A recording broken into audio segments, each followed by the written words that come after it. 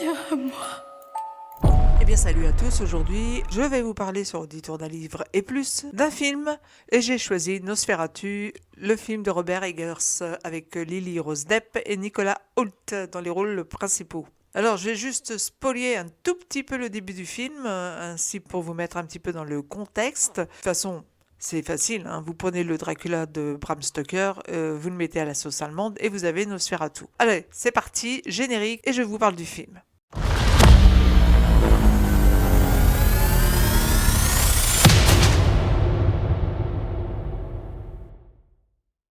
Nosferatu de Robert Eggers commence dans une ambiance un peu bleu-grise comme ça. On a la jeune mariée, Hélène, jouée par Lily Rose Depp, donc, qui est en proie à un phénomène de possession. Elle semble appelée par quelqu'un et souffrir de somnambulisme. On la retrouve dans le jardin où elle est prise d'une crise de convulsion. Là-dessus, hop, on se retrouve plusieurs années plus tard. Et voilà, c'était la première scène du film. Alors, Nosferatu, vous l'aurez compris, c'est le pendant allemand de Dracula. C'est un remake du Nosferatu de Murnau qui a été réalisé en 1922. Et on a eu droit aussi à un autre Nosferatu avec Klaus Kinski et Isabelle Adjani et un Nosferatu cette fois-ci de Werner Herzog.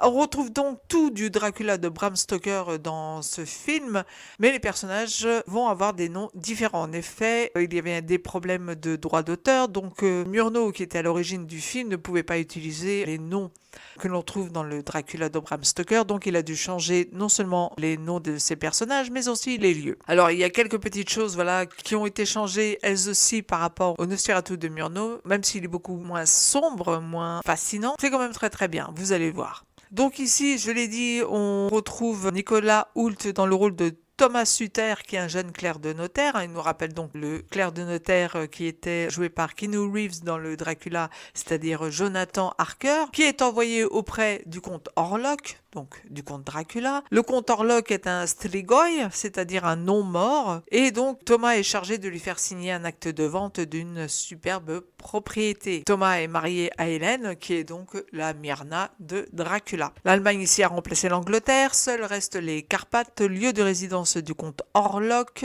où va donc se rendre le jeune Thomas, joué, donc je l'ai dit, par Nicolas Hoult. Alors pendant qu'il voyage, sa femme Hélène va être en proie à des songes, à une voix qui l'appelle, à un être à qui elle semble connectée, on le comprend, dès son plus jeune âge. Alors qu'est-ce qu'on peut dire du film? Eh bien les décors sont très beaux, même si on voit que par moments les décors sont sur fond bleu, mais aussi on voit que bon, la ville a été reconstituée avec, je dirais pas du carton-pâte, mais on voit bien que c'est de la peinture, quoi, hein, ça fait un petit peu faux, même si c'est bien fait, ça passe, hein, globalement, on va pas dire le contraire, hein, c'est pas non plus un truc qui saute comme ça aux yeux, mais on le remarque, quoi. Donc la lumière bleu-grise est utilisée dans le film pour signifier tout ce qui a trait au froid, à la mort, aux moments de mélancolie, aux crises de somnambulisme d'Hélène, à ses crises de possession. Et puis la couleur chaude, elle va venir donc signifier en dichotomie tout ce qui est fiévreux, le feu, l'occulte, l'enfer, l'amour.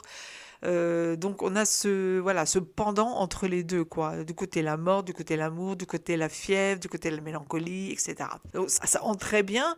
Et puis pour le coup, bah, on sait en fait dans quelle ambiance veut nous mettre le réalisateur Robert Eggers. Perso, donc j'ai plutôt adhéré à ce film, même si je l'ai dit, j'ai eu l'impression d'avoir affaire au Dracula de Coppola en fait, puisque j'ai plus retrouvé du Dracula de Coppola que du Nosferatu de Murnau dans ce film. Seule l'ambiance en fait, on peut le dire, a changé. Et ça m'a un peu d'ailleurs dérangé, voilà. D'autant que les acteurs sont ici, on peut le dire, moins bons. Tout comme ils sont moins bons en fait que dans le Werner Herzog où on retrouvait une Isabelle Adjani qui excellait dans les scènes de possession et de langueur.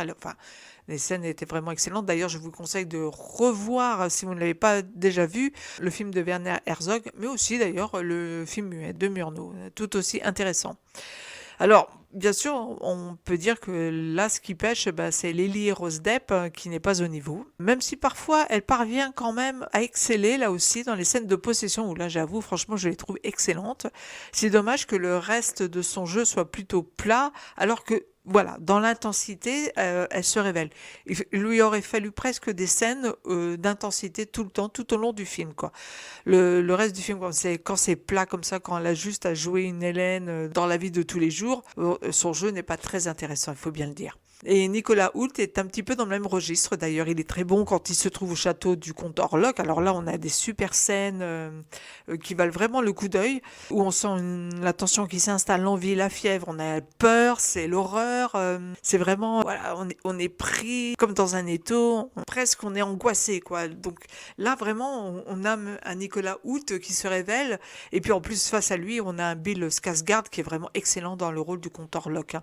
C'est vraiment, je pense, le meilleur interprète du film et de loin. Il est vraiment bluffant du début à la fin. Et rien que pour lui, le film vaut vraiment d'être vu, d'autant qu'il joue un comte Orlok qui est loin du comte Dracula de Coppola, hein. Là, il n'y a pas de romantisme, c'est plutôt le contraire d'ailleurs, hein. Et le film vaut d'ailleurs en version sous-titrée originale. Si vous avez la possibilité de le voir, voyez-le plutôt en version originale, parce que la voix de Bill Skarsgård et puis son rendu en fait de voix tout sautante comme ça du conte est vraiment très intéressante et amène justement plus de tension encore. Mais dans la voix, j'ai vu le film aussi après en VF et franchement, l'acteur qui double Bill Skarsgård a un accent roumain comme ça coupé un petit peu au couteau qui est très intéressant aussi. Et puis donc faites comme vous voulez, voilà, vous avez les deux possibilités sont très bien, mais c'est vrai que de voir en langue originale c'est quand même plus sympa pour un film. Alors il y a aussi la séquence avec les bohémiens et c'est là où on se dit qu'on va continuer de regarder le film finalement, parce que c'est là où ça démarre véritablement. Donc quand Thomas arrive en Bohème et qu'il cherche une auberge, on a toute une scène comme ça où les acteurs voilà, sont vraiment excellents, pourtant ils ont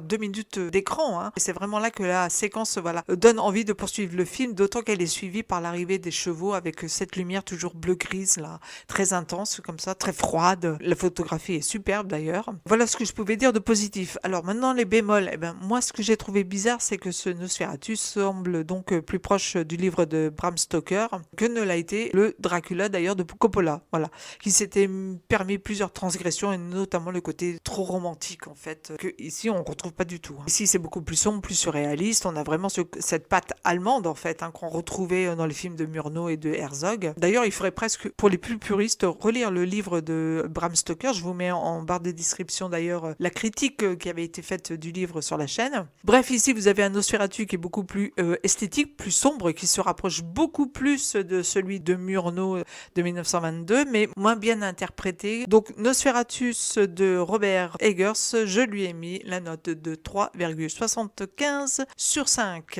Voilà, dites-moi vous si vous avez vu le film et ce que vous en avez pensé. Dites-moi aussi si vous avez aimé cette vidéo en mettant un pouce vers le haut. N'oubliez pas de vous abonner à la chaîne, commenter, partager, bref, vous connaissez la chanson. Et moi je vous retrouve très bientôt pour une nouvelle critique, littérature, ciné ou série télé. Allez, salut les amis, ciao.